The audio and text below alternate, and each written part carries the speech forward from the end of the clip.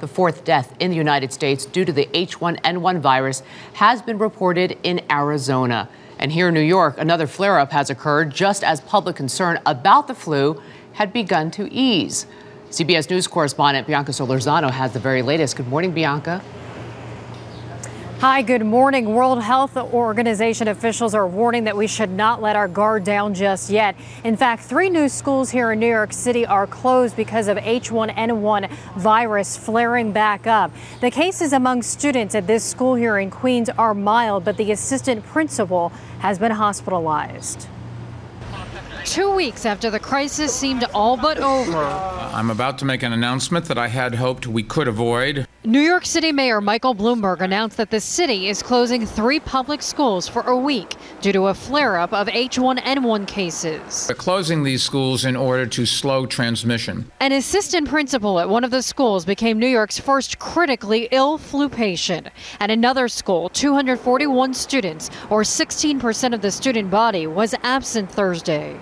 Usually you don't see many flu cases during the warmer months. The H1N1 virus has now spread to 34 countries, responsible for 69 deaths and more than 6,500 illnesses worldwide. In the U.S., there are 4,300 confirmed cases, more cases than reported in Mexico. I'm concerned not only for my child, but for other kids. It is conceivable that we're going to see many more cases of this during the colder months. However, I don't think anyone really knows what to expect during that time.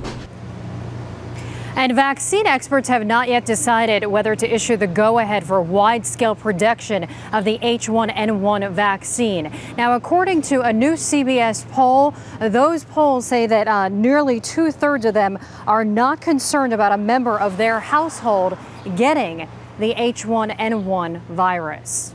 Now back to you. Bianca Solorzano. Thanks, Bianca. Here now is our medical correspondent, Dr. Jennifer Ashton. Dr. Jennifer Ashton, good morning. Good morning, Julie. Why wouldn't vaccine experts just go ahead and do a widespread production of this vaccine? It's a calculated risk assessment, Julie. They have to first type the virus, which they have done, and then they have to decide whether they are going to put the resources in both time and money into developing widespread. They have to assess how many people they think are going to get sick next flu season. And why is this H1N1 virus more common in colder months and not warmer months? Well, in general, that's the good news, is that the flu virus does tend to die out as it gets more warmer and more humid. That's why, if anything, it's made it a little easier to pick up this latest outbreak, because you don't typically see influenza outbreaks now that we're into May. So is this latest death in Arizona and the closing of more schools in Queens here in New York, is this a surprise?